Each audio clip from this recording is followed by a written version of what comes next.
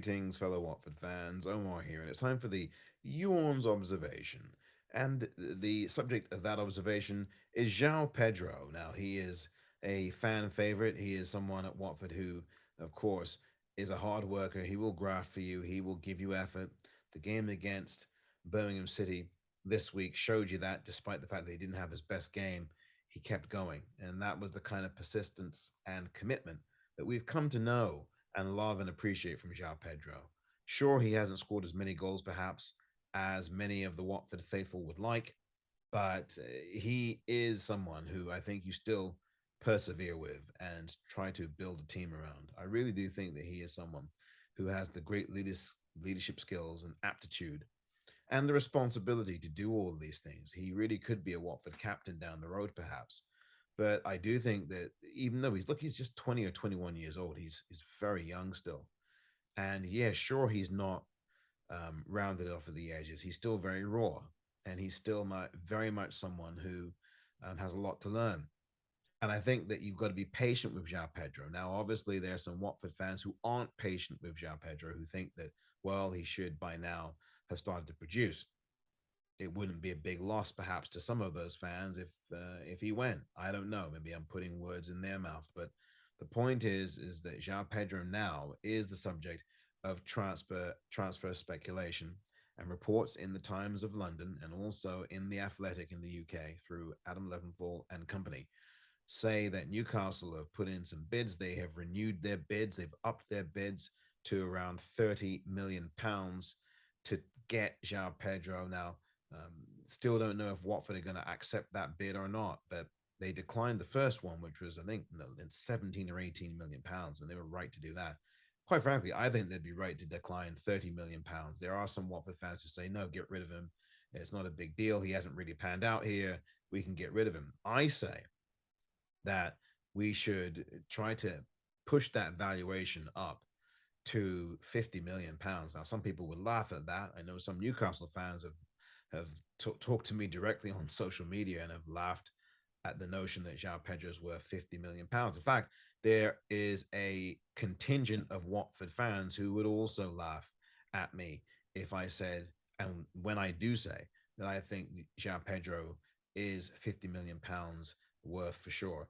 And the reason why I say that is because of the intangibles that Joao Pedro brings, the upside that he has, that maybe you might not see it just yet.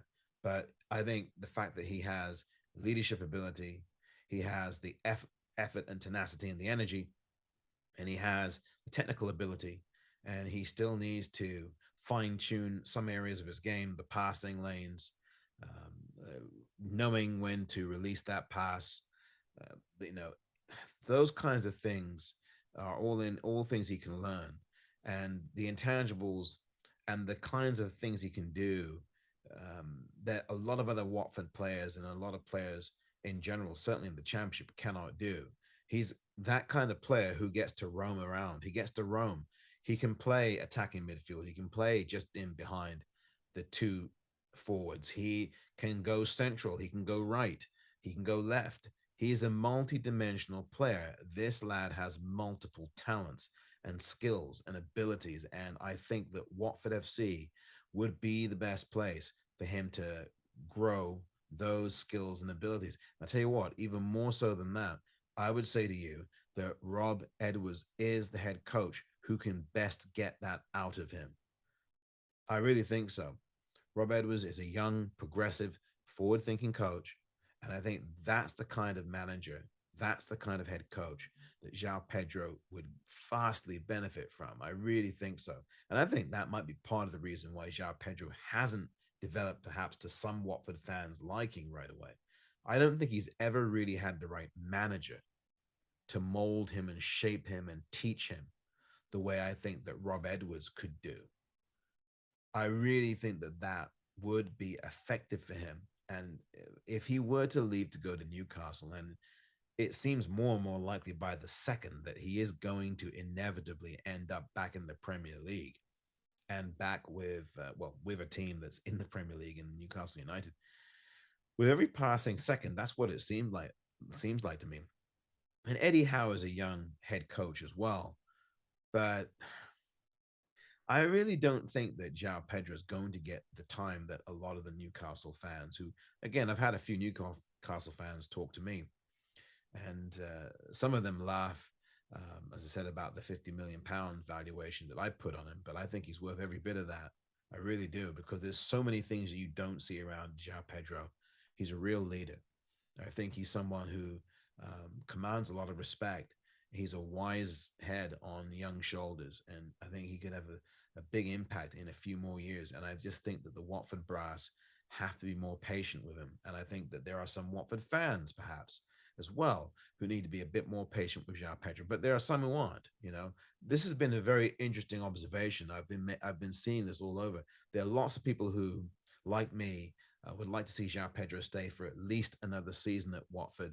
And certainly, if we get promoted at the end of this season, would like him to stay on for a season beyond that, beyond this one. But then there are fans of Watford who think, no, you know what? He's overrated. Some of you are just fanboys, and I'm definitely not a fanboy. I'm someone that just calls these things as I see them. And I believe that Joao Pedro is an asset. He's an asset to this club. The problem is that people like the Pozzos, like Gino Pozzo, are stripping assets out of the club. I agree, and there's a lot of fans who would agree with me, and they're fans of actually fellow Watford fans who have said that to me, and I totally agree. That's my view as well. At this point, we're seeing that. If you look year after year, year on year, you've got these young players with great potential who really should have a foothold at Watford. And what's happening? They're being loaned out for a season. Domingos Quina. What's happened?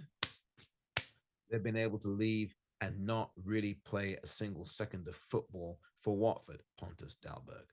I mean, I can go on and on and on, and you know very well that there are lots of other Watford players who never really got to have a look in terms of cracking into first team football here. Now, Joao Pedro has had some of that. He has been able to score some goals on Premier League level. He has that experience. He seems to be more suited to the championship, actually, as far as I'm concerned. But I'm really concerned that even though he may end up going to Newcastle and playing some Premier League football, he's not going to have the same kind of career. Eddie Howe, yes, he's a young manager, but Eddie Howe and Newcastle are looking for, as I said earlier, well, as I'm going to say now, European ambitions. And as far as I'm concerned, well, what we're seeing from the reporting of the Times of London is that Newcastle are not only looking for Joao Pedro, they're looking for Conor Gallagher, and they're looking for yet another signing after that to stockpile their forward line and their attacking midfield line, and trying to cover for people like Callum Wilson, who is very well known in the league to be injury prone. He has been injured almost every season he's been in the Premier League or in the Championship. He was injured last season. He was injured the season before that. I mean, Callum Wilson is guaranteed an injury, a serious injury per season. It's just the way it is, and I hope he doesn't get injured anymore, because I'm quite frankly fed up of seeing him being carried off the field or something. But I think Callum Wilson's a very quality striker, and he seems like a really decent human being as well. And when you hear and read in the Times of London that they are at Newcastle at least looking for additional players, Joao Pedro is not going to be starting these games unless someone gets injured or someone's just out of form. And I would worry about sitting someone like Joao Pedro on a bench for weeks, potentially months, and not really getting any solid, consistent playing time. Now, look, this is a football thing. This happens everywhere. There are many players who go to big clubs, and Newcastle would be a big club. It's not big on the level of City and Liverpool at the minute, but it's got rich history and tradition, and it's a big club in that way. It's an old-fashioned big club, Newcastle, and it has a lot of great folklore and great history, and it is in that respect a big club. It's one of the big clubs in English football. Newcastle United, that carries a lot of history and a lot of weight. And when you go to big clubs, when you go to a City, when you go to a Liverpool, especially when you go to a City or a Chelsea, you are going to be sitting on the bench because there's so much talent and skill there, and that can really maroon your career. Raheem Sterling ended up leaving City because although he got playing time and he won honors on every level at City, he just wanted to play more football more consistently. Now, Joao Pedro is he's no Raheem Sterling in that way. He's not that level player, but Joao Pedro certainly has promise. And I think when you're looking at promise, you're looking at someone who is valued, in my view, at far more than £30 million. I think he is certainly a £50 million player.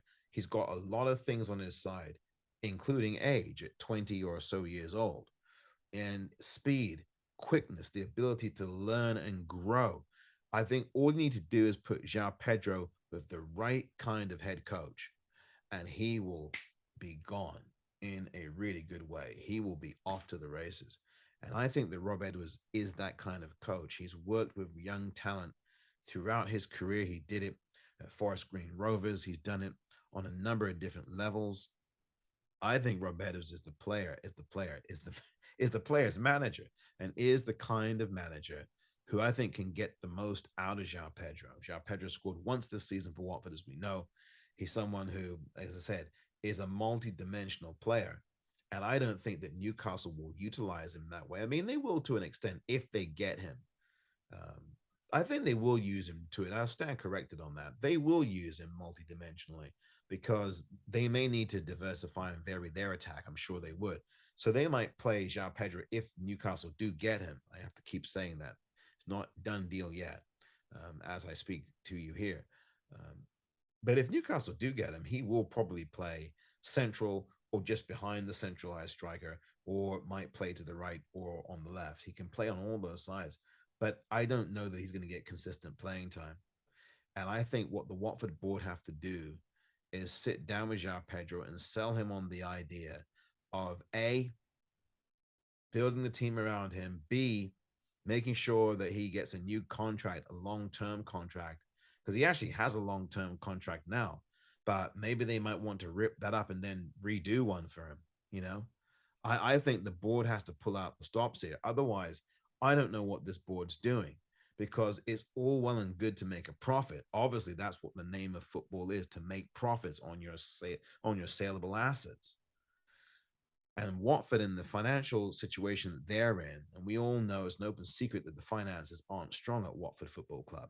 With the position that they're in, they are not the kind of organization who can sit there and tell you, hey, look, you know what? This player is untouchable. This player over here is untouchable. This player over there is untouchable. Watford FC can't do that, right? They're not a Leeds United. They're not a Newcastle United. They're not a Liverpool. And the financial condition does not resemble any of those clubs I've just mentioned. So Watford are going to be selling assets. What I am wondering from Gino is, if Joao Pedro does end up leaving, who are you bringing in to replace him? Because that will be your entire forward line gone. Now, granted, there's already Keenan Davis here, Raymond Nye is here, Bakun Bio is here. Fine, fine. But we need pace in that forward line as well.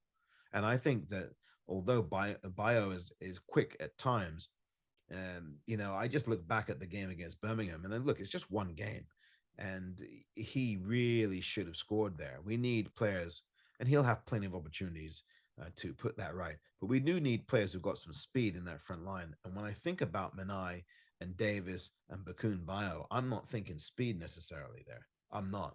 And so I would like to know who they're going to beef up this front line with. I know that there are other players that Watford are looking at. We know that defensively, at least, Courtney Howes is going to be coming most likely to Watford. That should be announced, I would imagine, in the next few days. I think that's going to be announced sometime soon, because they're definitely locked into him now. The reports are saying the same thing, but not confirming anything at this point. So that, I think that's going to be done in the matter of time. Adam Leventhal talked about this as well recently. Hawes, and then there's a couple other players that Watford are looking at as well. But I think if you are gonna allow Joao Pedro to walk, and £30 million is not the place I'd start. I'd start a lot higher. But if you're gonna let Joao Pedro leave Vicarage Road, who are you bringing in?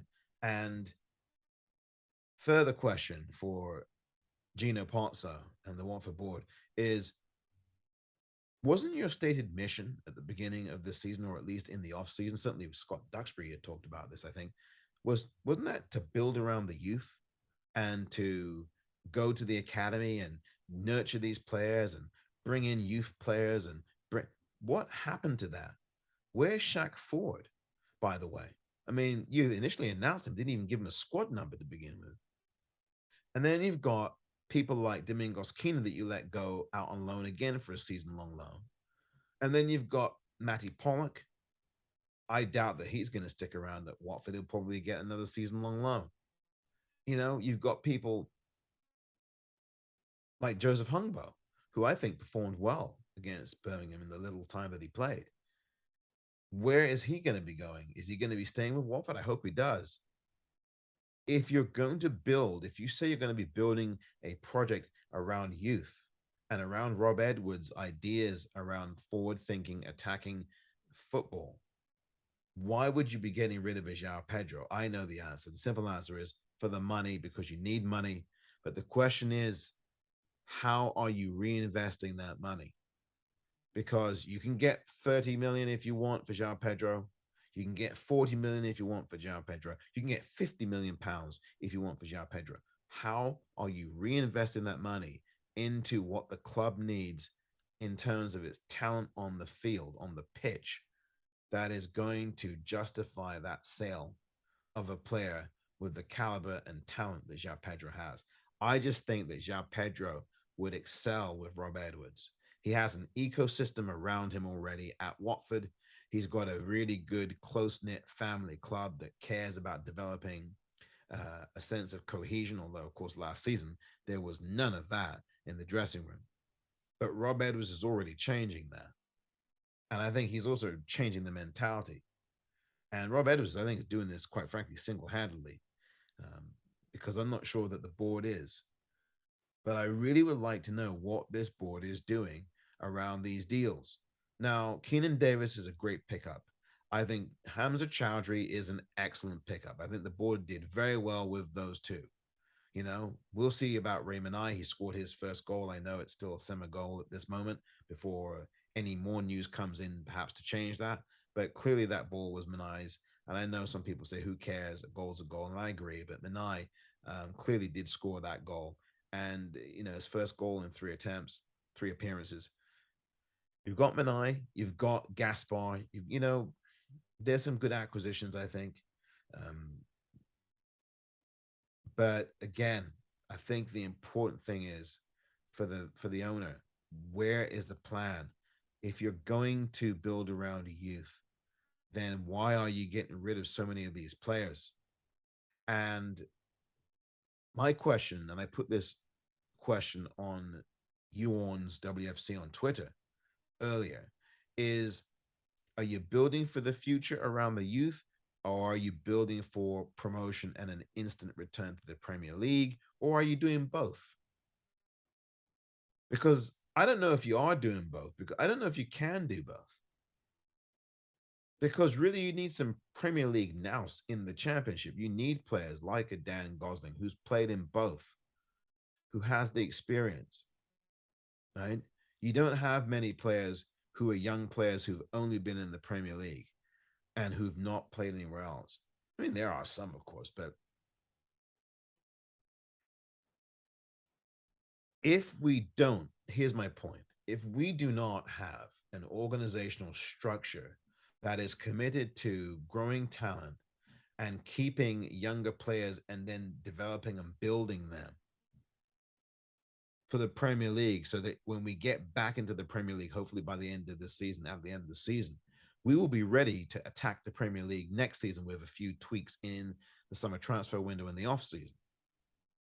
Because if we're not going to build for youth, and if we're not going to build for the future now under Rob Edwards, and if this is not a 4 or 5 year plan, which many of us, including yours truly, were asking for, if you're going to bring a manager in here who's young like this, you've got to hand him the reins as much as you can. And we know the Pozzos don't like to do that very much.